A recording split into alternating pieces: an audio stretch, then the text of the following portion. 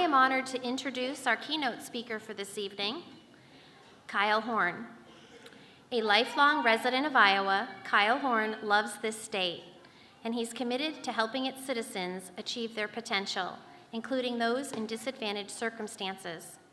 Kyle's passion to equip disadvantaged job seekers with the tools required to win a second chance.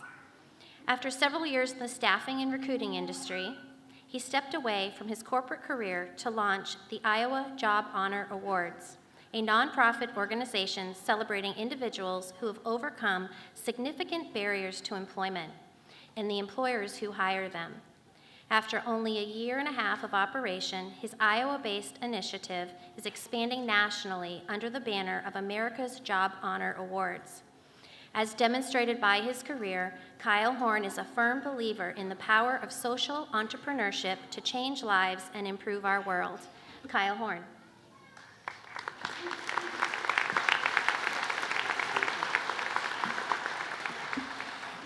Well, good evening, and thank you very much, Casey, for that generous introduction and just for the opportunity to be with you this evening.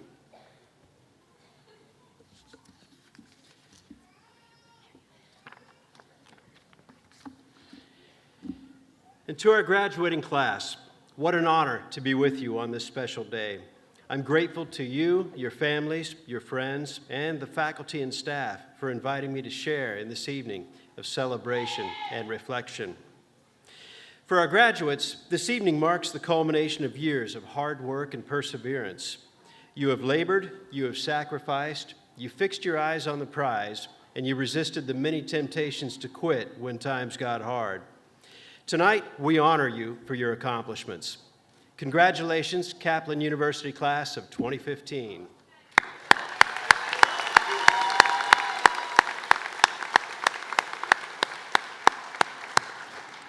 And it's certainly fitting to recognize all the parents, spouses, children, friends, and family whose faithful encouragement helped you to reach this goal.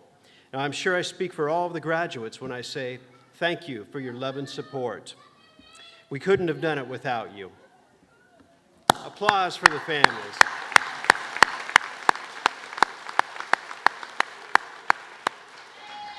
But enough about all of you. Let's talk about me. Actually, I'm kidding. There may be a little bit of time for that later, but that's really not the reason I'm here. You know, a few weeks ago, when I was honored with the invitation to speak to you graduates, I thought it would be wise to conduct a little research on the art of the commencement speech. So I was engaged in my research for about 15 seconds when I uncovered a startling fact. Apparently, there's not a single college graduate on earth who remembers anything about their commencement speech. I was astonished to learn they don't know the name of the individual that delivered the speech, they can't recall the subject, and they certainly can't remember a word from that speech. So suitably chagrined, I reacted in the way I think any mature scholar would react, and I said, why would I bust my butt for these people? I'll just read a few pages from the phone book and call it good. So students, pick your letter. We have a request for L. Strap in. We're going to make this a memorable one. Gradually, with time, my wife settled me down, and I decided that I should probably cobble together something that actually resembles a speech, on the outside chance that somebody here this evening will actually hear and remember what I have to say. An usher, perhaps. So, here goes nothing. Now, because it's my job to delay your diploma by another 10 or 15 minutes, I'd be remiss if I didn't dwell a little bit on the meaning and purpose of your degree. So let's talk about that first. Now, understandably, each of you expects a material return on your degree, and in all probability, you'll receive that return on your investment. In all probability, you'll make a few $1,000s before here in the grave that you would not have made had you not had that degree. And that's a good thing. You can do some truly good things, meaningful things with that money, and I hope that you do. But the really good news is that the value of your degree need not end there. It's quite possible that the far more significant value of your degree lies in the fact that it makes you a more potent force for good. Your education has equipped you to make a more profound impact on the lives of the people around you. Now, it's not lost on any of you that this is an important moment in your lives, part of a stream of many other important moments, which to you and your families may seem like only yesterday. Learning to ride a bicycle, graduating high school, driving alone for the first time, opening your first paycheck. For some of you, getting married, witnessing the birth of your child. And inescapably, some of those profound moments were moments of incredible heartache, losing someone that you love so deeply that their absence from your life remains as real as the empty seats in this auditorium. At such moments, we're often inclined to introspection and reflection. We question whether we have it all figured out, whether we're on the right path. But too often, this reflection is cut short by the next shiny object, by the cares of the world. We toss aside the deep philosophical questions and return to the business of living in the real world. But tonight, I submit to you that those moments of reflection may actually have carried you nearer the real world than you'd ever been before in your life. Perhaps moving past those moments of reflection was not a return to the real world. Perhaps it was falling asleep again. Well, tonight we have another such moment. Let's not squander it. This is a unique opportunity to question your perception of reality. It's an opportunity to even consider whether you've been ludicrously wrong in some of your presuppositions. Now, of course, most of us have a tendency to be bullheaded. Once we embrace a worldview, we feel hell-bent to protect it for the rest of our lives. But if your education here at Kaplan University has taught you anything, it's taught you how to learn. And an important part of learning is having the good sense and the humility to recognize when you've been flat wrong about something your entire life. Now, I've been through this in my own life. When I was the age of many of you graduates, perhaps a few years older, many of my preconceptions about life were shattered. And I assure you, far from a devastating experience, it was one of the most exhilarating experiences of my life. There can be a real joy, even a giddiness, that attends the discovery that you've been a complete fool for much of your life. I highly recommend it. Now, we live in a society that encourages, even celebrates, self-centeredness and materialism. Late in the 20th century, we gave rise to endless promotions of self-image, self-esteem, self-assertion, while the counterbalancing values of humility, restraint, and personal responsibility were never mentioned. And here at the beginning of this century, we see the most disgraceful forms of self-obsession and self-indulgence, rising like Frankenstein's monster from the slab and dancing idiotically in social media, television, music, and in all corners of popular culture. Where's a torch-carrying mob when we need one? Now, at the core of materialism and selfism is the insidious lie that these approaches to life can lead to happiness. They cannot. Popular culture tries to teach us otherwise, but though it's screamed by 1,000 voices, a lie is still a lie. Self-obsession leads inevitably to despair and emptiness. John D. Rockefeller, at the time the wealthiest man in the world, was once asked by a reporter, "Mr. Rockefeller, how much money is enough?" And Rockefeller responded, "Just a little bit more." Elvis Presley, despite the fact that he was the most famous man on earth, was described by his closest friends as a man who is probably the loneliest man on earth. Nothing disappoints more than when we achieve that thing that we thought would bring us happiness and we find that it leaves us wanting. And that cycle of disappointments becomes the death spiral of the materialist. Now, we all profess to understand this reality, but do we believe it in our hearts? Or do we say money can't buy happiness while secretly hoping that it will? If we truly believed in the futility of materialism, then wouldn't most of us live differently? We'd invest more of our lives in relationships and less in the pursuit of more things. For where your treasure is, there your heart will be also. So if money can't buy happiness, then what can? I'm convinced that focusing your lives on the needs of others will not only add meaning to your life, it is in fact the only path to a meaningful life. Outside the doors of Hoyt Sherman Auditorium stretch two paths. One leads to a self-focused life, and one to a focus on others. The choice is yours. One path leads to freedom and fulfillment, and the other to the bondage of self-obsession. Now, these past few months have required you to focus rather heavily on your resume. But when choosing your path, you'll do well to consider another important record, your eulogy and what you want it to say. Living an others-focused life requires neither a vow of poverty nor the life of an ascetic.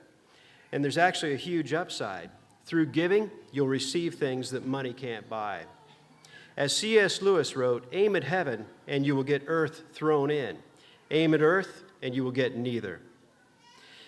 Now I'd like to share a little bit about how this view of the world has altered me and how I came to launch America's Job Honor Awards.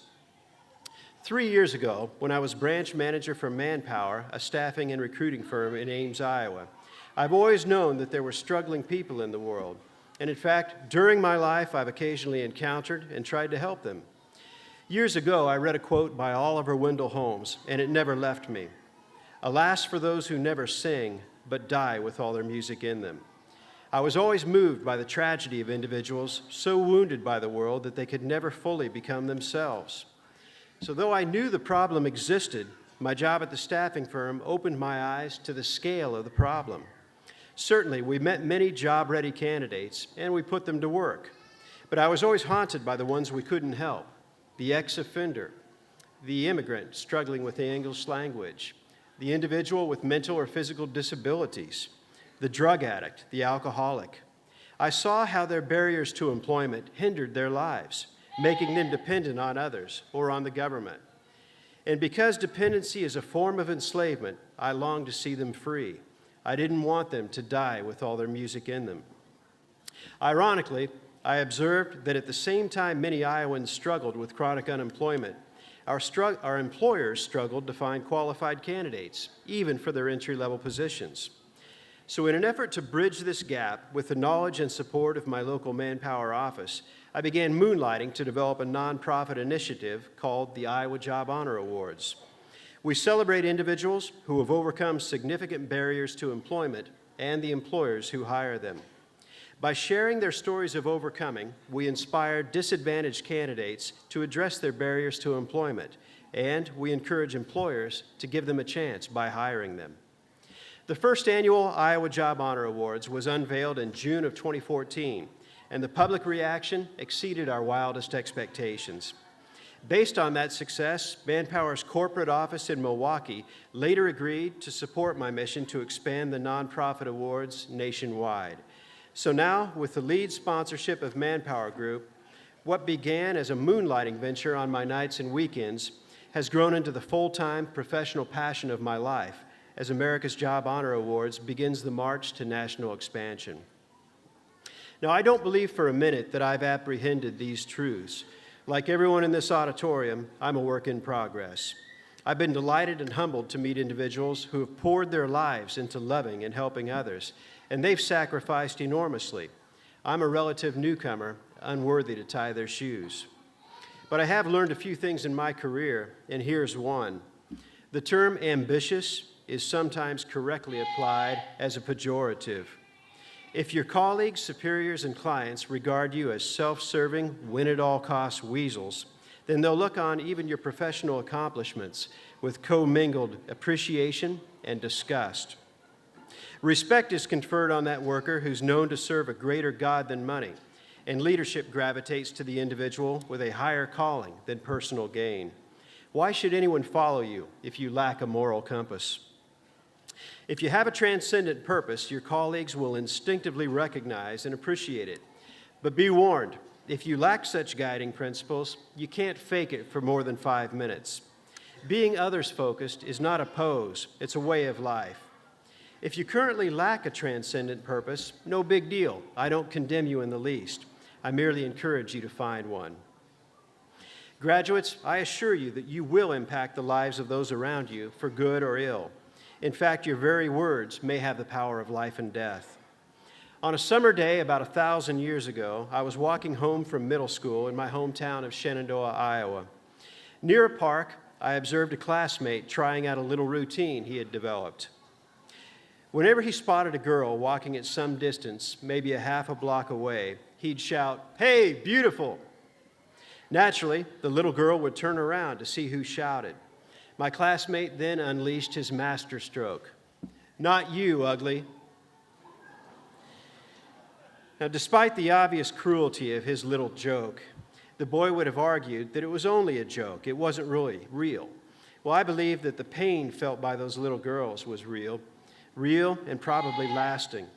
The tongue is a fire. It could spark blazes that will burn forever in a wounded person's soul. How often do we justify our own subtle cruelties by calling it jest? More than 2,000 years ago, the Greek philosopher Bion of Borysthenes made a simple yet profound observation. Though boys throw stones at frogs in sport, the frogs do not die in sport, but in earnest. Happily, words of kindness can have the opposite effect on a person's life. Someone is waiting for the encouragement that only you can offer. Please give it to them. If you're worried that your encouragement may cause the other person to feel better about themselves and their circumstances, then this may not be the best line of work for you, because that's basically the whole idea. Your encouragement may have its most profound impact on people who seemingly least deserve it. Deeply wounded people are often the most unlovely by the world's standards. Surprising them with love can pierce their armor and change their lives. I'm not talking about the shallow, counterfeit love that we often see in popular culture, affirming self-indulgence and enabling destructive behavior. I'm talking about the kind of love that reaches into a person's heart, past their defensive walls, past their pain and anger and resentment, and into their very soul. The kind of love that breaks their heart, inspires them to change, and makes them want to be a better person. For those of you familiar with Victor Hugo's Les Miserables, such love is demonstrated when the bishop hands the silver candlesticks to Jean Valjean. Unaccustomed to grace and mercy, Valjean is forever changed by this act. As environmentalist Edward Abbey is quoted as saying, "Sentiment without action is the ruin of the soul." We should love one another in more than words only. We should love one another with our deeds. One of the greatest examples of such love can be seen in the relationship between Anne Sullivan and Helen Keller. Keller, as you undoubtedly know, was a deaf and blind girl trapped in a world of darkness and a near-complete lack of language. When her teacher, Anne Sullivan, was first introduced to the little girl, Helen was described as half-wild, frequently lashing out violently. Sullivan is remembered as the miracle worker for her dedication, patience, and love that eventually freed Helen Keller from her prison of darkness and isolation. Sullivan labored for months to teach little Helen the principles of language, patiently tapping out words into her hand, but with no success. Finally, on a fateful day at the water pump, a glorious breakthrough occurred. Sullivan wrote in her journal, "My heart is singing for joy this morning. A miracle has occurred. The light of understanding has shone upon my little pupil's mind, and behold, all things are changed." Later in life, Helen Keller would write these words, "Once I knew only darkness and stillness. My life was without past or future. But one little word from the fingers of another fell into my hand that clutched at emptiness, and my heart leaped into the rapture of living." Thanks to the selfless devotion of Anne Sullivan, Helen Keller is widely regarded as one of the most influential people of the 20th century. She has brought hope and inspiration to millions of deaf and blind people throughout the world. And it may interest you to know that Helen Keller lectured here at Hoyt Sherman Place around a century ago. The story of Anne Sullivan and Helen Keller demonstrates the remarkable degree to which one human being can impact the life of another. Each one of you can have this kind of impact on hurting people, and you won't have to look far to find them. They'll be in the adjoining cubicle at work. They'll be in the line at the grocery store checkout lane. They're seated in this auditorium. Now, I won't ask you to look at the people around you because that's weird and awkward, but please feel the people around you. There are about 1,250 of us together in this room. Now, this is the last time we'll all be together, so we can be completely honest. We come from different places. We don't look the same. We're different colors, different genders, different ages. And yet we all have something profoundly in common. Each of us has been hurt in this life. We've all suffered the pain of rejection and loss. We've known the agony of fear. Many of us have suffered the physical pain of disease and injury. And it's a fact that this pain has not been distributed equally. Some of you have been worked over so hard, it's a miracle you're with us today. But I'm so glad you are. We're all walking wounded on a broken planet, some of us more wounded than others. So I have a question for you. Shouldn't this shared hardship bind us together in love and mutual support? If our brothers and sisters are damaged, even by self-inflicted wounds, would you rather see them healed and transformed, or would you rather see them get their just desserts? If you secretly enjoy watching others reap a foul harvest, then you're tragically disqualified from this most important work, and I'd recommend some soul searching instead. I don't know about you, but I don't want what I've earned. I want grace and mercy. Therefore, I'd better be willing to give it. Now, of course, any great endeavor comes with a cost. To love someone is to make yourself vulnerable. People will disappoint you. They'll hurt and embarrass you. They'll neglect their promises and leave you dangling in the breeze. People will question your motives, but of course, that reveals far more about their character than it does about yours. Time is short. Just keep doing the work and let them do what they do. And rest assured, your efforts do matter. Now, some of you are no doubt familiar with the tale of the star thrower. An old man is walking along the beach, chatting with his grandson. As they walk, the little boy occasionally pauses to reach down, pick up a starfish that is washed onto the beach, and gently toss it back into the waves. After repeating this exercise several times, his grandfather asks, "Why are you throwing those starfish into the ocean?" And the boy explains, "Well, if they remain on the shore, they'll die. So I'm tossing them back into the ocean." As they continue their walk, the old man scans the beach ahead and notes that it's littered with starfish.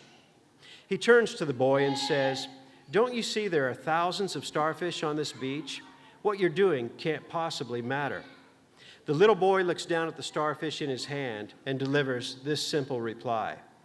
"It matters to this one," he says, and gently tosses it back into the waves. No, you can't solve all the problems of the world, but you can impact a few lives around you, and it matters to them. Always remember, the inability to do something perfectly is never an excuse to do nothing at all. Echoing the words of William Danforth, I dare you, graduates, while there is still time, to have a magnificent obsession. Whether your forebears arrived at Ellis Island or on a slave ship, you have the power to make a profound difference in this world and in the lives of those around you. Even a few words of encouragement can put wind in their sails that will propel them for years, helping them to navigate difficult storms. Now, as a man of faith, I can't pretend to believe that this is the entirety of the journey, but these are critical steps in the right direction, steps away from the tyranny of self-obsession and in the direction of life itself. I'll conclude with a story shared by Ravi Zacharias, a story that he heard growing up in his native India. A little boy had a collection of marbles. His sister had a bag filled with candy. The little boy admired her brother's marble collection, and he jealously eyed her candy. One day, he proposed a trade. "Give me all your candy," he said, "and I'll give you all of my marbles." Well, after deep consideration, the little girl agreed to the trade. She gave her brother the bag of candy, and he retreated to his room to gather up the marbles. Alone in his room, placing the marbles in the bag one last time, he grew more and more reluctant to part with them. Finally, he rationalized, "I'll hold back just a few favorites, and she'll never know the difference." So he hid the best marbles beneath his pillow, and he delivered the remainder to his sister. Unaware of her brother's deception, the little girl was delighted with her new marbles. She admired them with excitement and gratitude. Later that night, the girl slept peacefully, a smile on her lips as she dreamed of her new marbles. But down the hall, her brother tossed and turned sleeplessly, tormented by the question, "I wonder if she gave me all the candy." My friends, I submit to you that an unsurrendered will could never know peace, for it is only by serving that we are exalted. Only by giving that you are enriched, and only by laying down your life that you will gain it. Congratulations, Kaplan University class of 2015. And with all my heart, I wish for you a meaningful life.